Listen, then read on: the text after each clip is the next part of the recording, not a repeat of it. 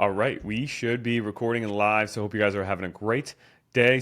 Really great questions in this week's Q&A, so let's go ahead and just dive in. So question number one is from Karen. So, should there be a protein max for each meal? As a woman in medically induced menopause, should there be a limit to how much protein I'm consuming in one setting? So, really great question. For a really long time, there was this kind of idea that the body could only utilize or absorb a certain amount of protein, not only per day, but also per meal. And that myth over time, as research has evolved, has basically been put to bed. So there isn't really a limit of how much protein can be utilized and absorbed in any given meal, honestly. Like the limit, I wouldn't say it doesn't exist necessarily, but it would have to be something really extreme for the body to not over time, like over the next few hours when you're digesting that food, to not actually digest and absorb that protein and utilize it for anything. Now, here's some caveats. There's also this idea that, okay, you can utilize and absorb all of the protein, but maybe not all of it is actually going to be used for building muscle, right? That's another kind of caveat with all of this. Whereas when we actually look at the research, especially newer research, there was a study that came out probably about maybe a year ago, probably somewhere between 6 months and a year ago. And they actually tested 100 grams of protein in one sitting and saw that up to 100 grams of protein in one sitting, the person was able to actually utilize all of that for muscle protein synthesis, or there wasn't at least a cap. There wasn't like only 40 grams of that is used for muscle protein synthesis, which is what kind of was hypothesized before, where it seems like even up to 100 grams in one sitting can be utilized for building, repairing muscle tissue over time, because that 100 grams is going to be digested over a longer time span, over multiple hours, maybe 6 hours or so, especially depending on what other kind of foods you maybe had with that meal, versus if you had a smaller portion of protein. So when we actually look at things, there doesn't seem to be necessarily a physiological limit of what's okay, the max you should have per meal for just generally absorbing protein and utilizing it for muscle protein synthesis, so building muscle, or using it for other things too. Like protein's used for other things in the body, repairing skin, hair, nails, all of those things. So protein can be utilized for that as well. And even just the calories from protein can be utilized too and will be digested, absorbed, and utilized for daily tasks and energy and everything if needed. So doesn't really seem to be a physiological limit necessarily or a max. And like you being in medically induced menopause doesn't really change that. If anything, it makes it maybe a bigger emphasis that you want to put on making sure you really hit that protein goal as well. So there are some practical limits though to think about, where if you, let's say your goal is 120 grams of protein and you didn't eat any protein nearly for breakfast and lunch, maybe some like trace amounts of protein that you're just probably going to get by accident. But let's say you've had like 20 grams of protein between breakfast and lunch, and now you have 100 grams to hit for dinner. Now, physiologically, like your body's probably still going to utilize all of that protein, but practically it's probably not the best route to go, because now you're trying to cram in 100 grams of protein just for dinner, which is going to be really hard to do to hit that amount of protein. There have been meals that I have had in my life that are 100 grams of protein worth, but they are pretty few. Usually if I start having more than like 70 grams of protein per meal, like that's getting up there. Like usually my protein somewhere falls around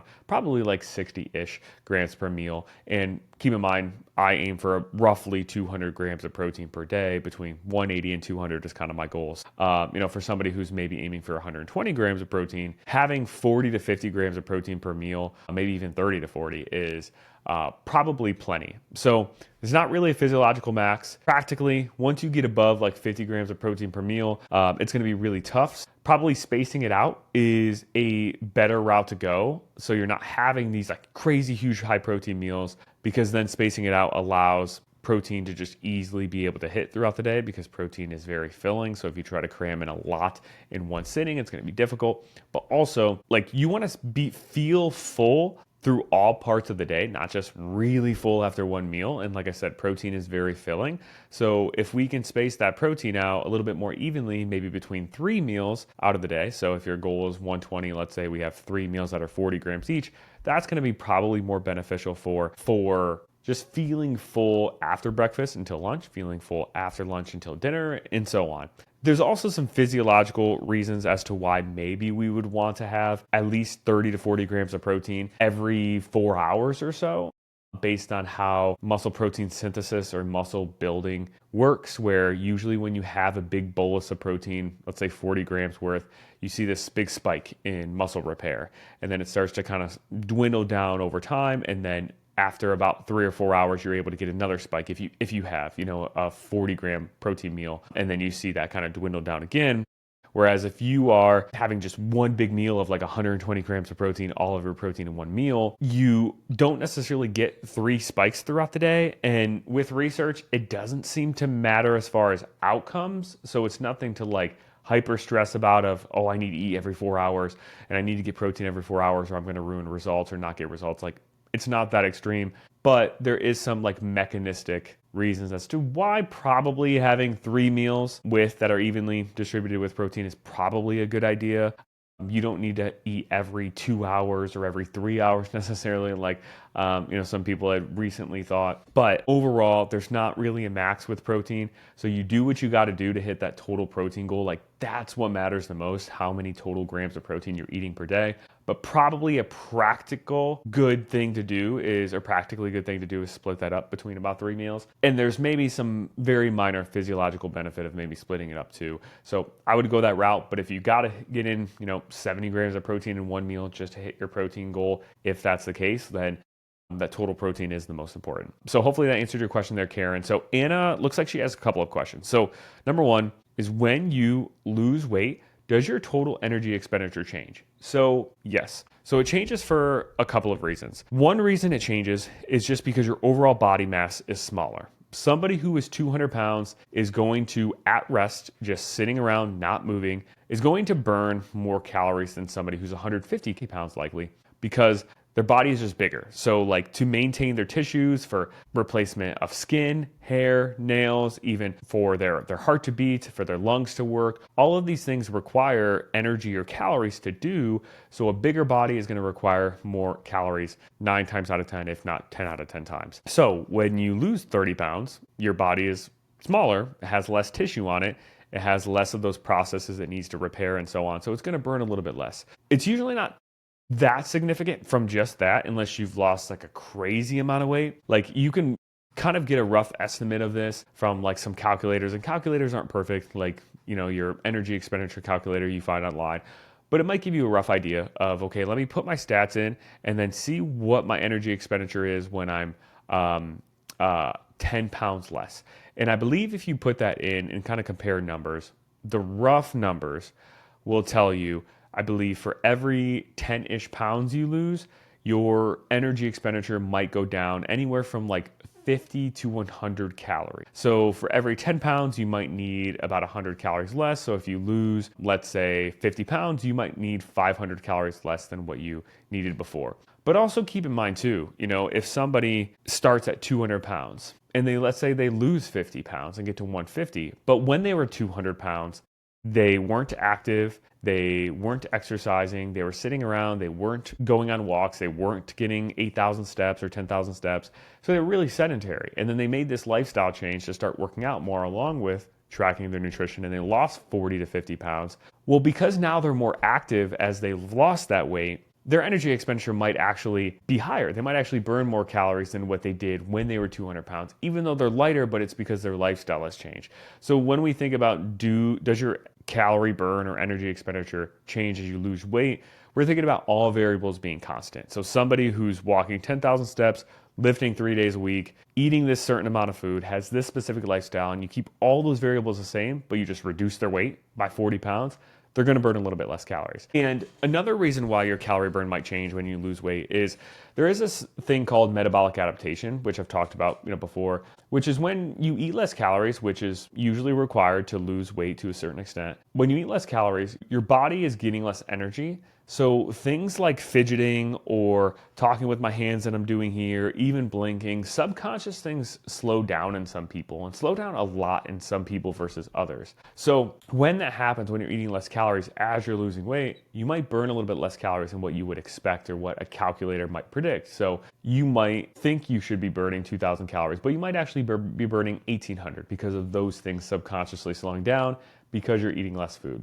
And then also, the body does kind of sense sometimes that you've lost body fat. It senses, okay, here's my body fat, quote unquote, set point. Here's how much body fat my frame has. And this is kind of like their body fat thermostat. And as you lose body fat, especially as you get really lean and your body senses, oh, I'm getting to a pretty low body fat percentage, it might also slow down some of those subconscious things, maybe even some physiological things like your thyroid hormone and other hormone production, maybe even body heat regulation. It might slow some of that stuff down a little bit to burn even less calories too. So there's also a couple of other like metabolic adaptation related things when you lose weight that your energy expenditure will slow down because of those reasons. But probably the biggest one is just your overall body size being smaller. And it kind of had a second question here then. So let's say if your recommended daily calorie intake for weight loss is 1900 calories and you're consuming 1500 calories regularly instead. The pro of that is obviously faster weight loss, right? You're eating 1500 versus 1900 to lose weight. But are there any cons of not getting enough calories besides potential burnout? Like, will it affect fat versus muscle or anything? Great question. So yes, when you are in a calorie deficit, so you're eating less calories than what you burn to lose body fat, obviously burnout is probably the most obvious one, right? If you're eating 1500 calories, but your body burns 2400 calories per day, that's a 900 calorie deficit, and that's pretty steep. And you're gonna feel it, you're gonna be really hungry, your cravings are gonna rise, your energy levels are gonna decrease, and you're gonna get burnt out faster. Versus if you ate 1900 calories and you were in just a 500 calorie deficit. Burnout is obviously one. Another thing is you might lose more fat eating the 1500 versus the 1900 because you're in a bigger deficit. But it might not be like as much more body fat as what you would think and what you predict because of those things I kind of mentioned in that previous question where when you eat less calories, things like fidgeting, talking with your hands, blinking slow down, and those things slow down even more the more extreme your deficit is. So what I'm saying is you might predict, okay, if you eat 1900 calories versus your maintenance at 2400, that's a 500 calorie deficit, right? You eat 1900 calories and let's say you lose 1 pound of fat per week. Well, you might be thinking, well, that's a 500 calorie deficit per day. I'm losing 1 pound of fat. So let me bring my calories down by another 500 and go down to 1400. And then I'll lose double the weight. I'll lose 2 pounds of fat. That might be what you're thinking in your head. But that predicted fat loss tends to usually get smaller than what we would expect based on equations because of those things slowing down with your metabolism, maybe even some of those hormonal things, thyroid and all of that. Where if you double your deficit, so you increase your deficit to now a 1000 calorie deficit where you think you would lose 2 pounds of fat, you might actually only lose 1.5 pounds of fat, or maybe even 1.25. And the extra returns, quote unquote, of investment you get as far as more fat loss for the steeper deficit might actually be smaller than what you would predict and expect because you get diminishing returns for every extra 100 calorie deficit you try to add to your fat loss phase. You will lose a little bit less fat than expected because of those mechanisms coming into play of slowing down. And that's not even to mention your cravings rising and you being more likely to either binge from a burnout and then gain a bunch of weight back, or it also, like, the more the higher your cravings are, the more likely you're going to actually, quote unquote, like, I hate using this term, I never use this term, but cheat on your diet or cheat on your calories, meaning you are tracking 1400 or 1500, but you're reaching into the bag of chips and grabbing a few handfuls here and there throughout the day that maybe you're not really logging because your hunger is just overall so much higher. So your logging becomes a little bit less accurate there too. So those are a couple of cons. The burnout, the extra fat loss you get from a steeper deficit, it's not proportional to the extra deficit you try to create because of those things slowing down.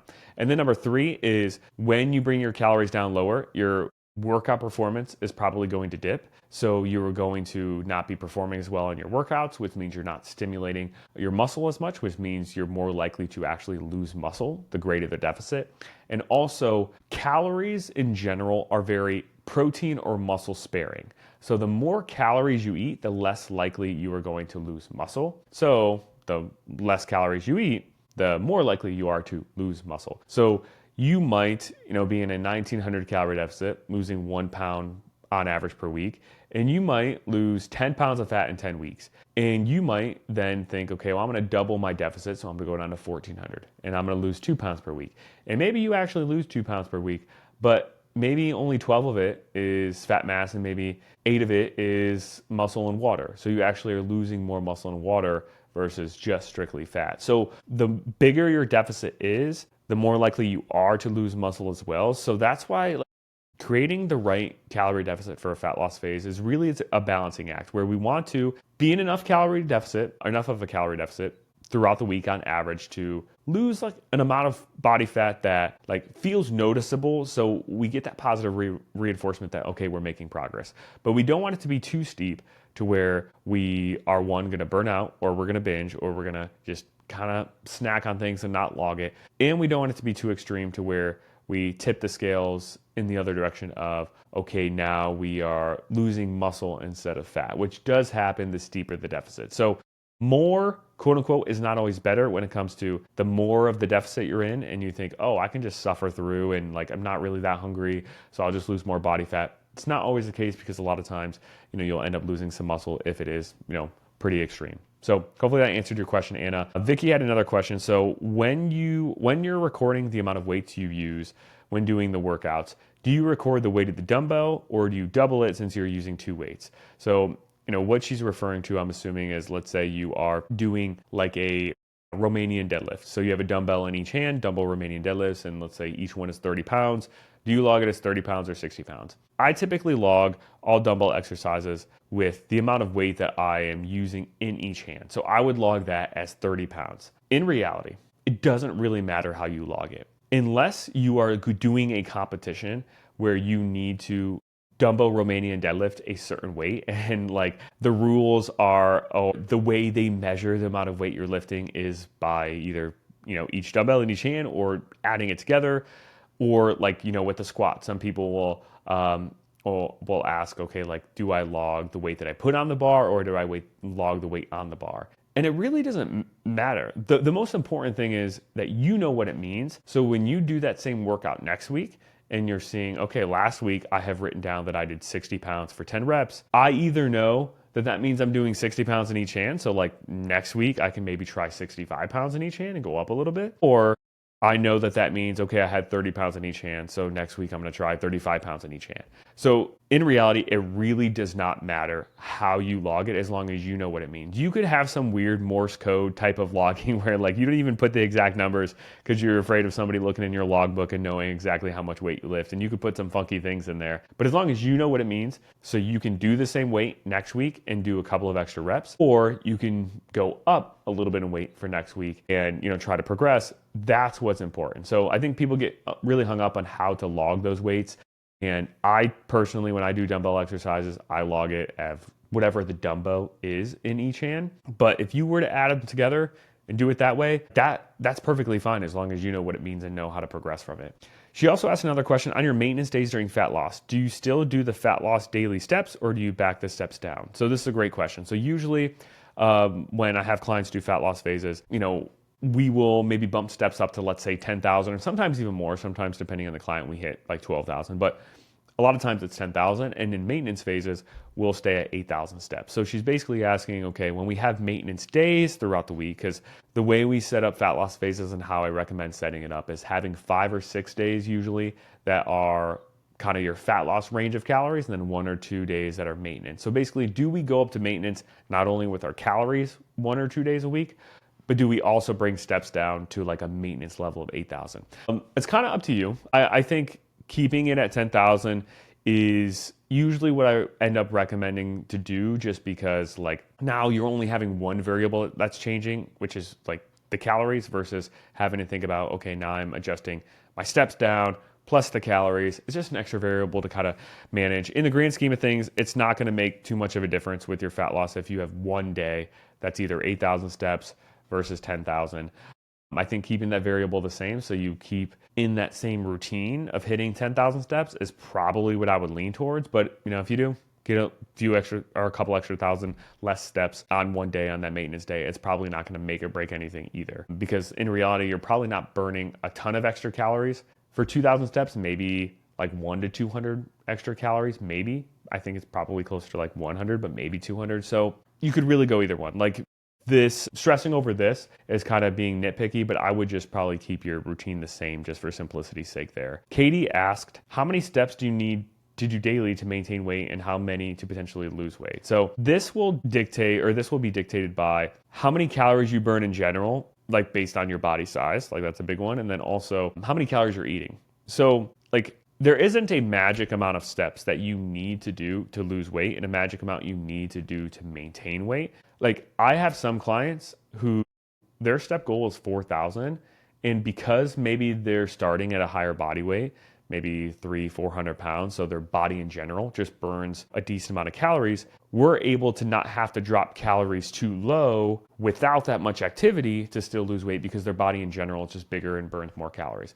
But there are some people, let me throw out some tangible numbers too, for example. So let's say somebody who is 350 pounds, they might burn like 2,700 calories like by only getting 4,000 steps per day because their body size is just that much bigger. So for that person to lose body fat consistently each week, let's say a pound on average, they like could bring their calories down to maybe like 2,100, maybe 2,000, maybe 2,200 and lose 1 pound of fat consistently per week, only getting 4,000 steps because their body size is so much bigger and they're just burning more calories at rest because of that. Somebody else who is maybe 5 foot and they weigh 120 pounds and they want to lose maybe 10 pounds, they might only, like if they only got 4,000 steps, they might only burn 1,500 calories per day, especially if they are older, if they are maybe like, let's say 60 years old. That person to lose weight consistently, only getting 4,000 steps is going to be really tough because if they only burn 1,400 calories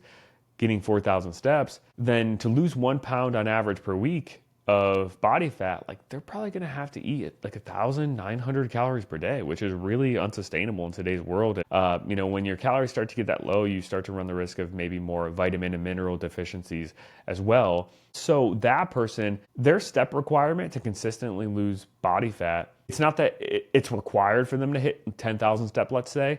Like they could lose body fat eating 800, 700, 600 calories per day, but in order to lose fat sustainably and healthily, I don't think that's a word, but in a healthy way, they would have to increase their activity by walking more in order to now, after getting 10,000 steps instead of 4,000, maybe they burn 1,800 calories per day. So now they can eat 1,400 and lose body fat consistently versus eating 800. So there's not a magic number of you have to eat or you have to do this many steps to lose weight and this many to maintain. It's all dependent on your current body size, your height, how many calories you burn while being sedentary based on those variables. But in general, the bigger you are, the less steps you can get away with and still lose fat consistently because your calorie budget is just so much bigger because you're just a bigger person and burn more versus a smaller individual.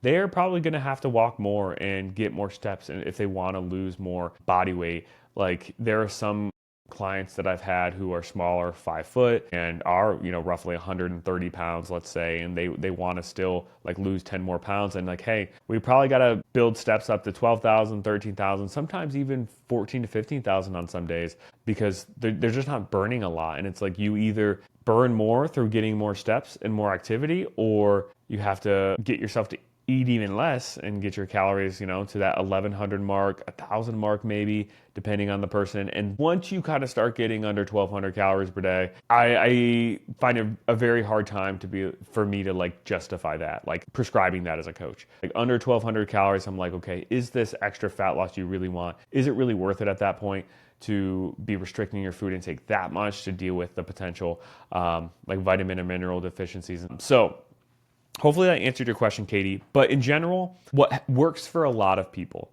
and is 7,000 to 8,000 steps is a good benchmark to aim for just overall health. Not necessarily like weight loss or weight gain, but 7,000 to 8,000 steps typically maxes out the health benefits of walking in steps. It's what kind of the research shows. But for the purpose of weight loss, 8,000 is a good like kind of maintenance number for most people. If they're getting 8,000 steps, they're increasing their energy expenditure a decent amount to give themselves decent wiggle room with calories for either weight loss or maintenance. 10,000 plus is usually a good mark to aim for for fat loss. I've found that when we boost steps up to that much, we get an extra couple hundred calorie burn per day, which helps with the fat loss equation, helps us to prevent us from having to decrease calories, too much more to lose weight compared to if we weren't getting that many steps. But like I said, I've had some people on some extreme ends where like their starting point gives them the flexibility to, hey, 4,000 steps, like we're doing that and we're still seeing great fat loss. And then I had other people where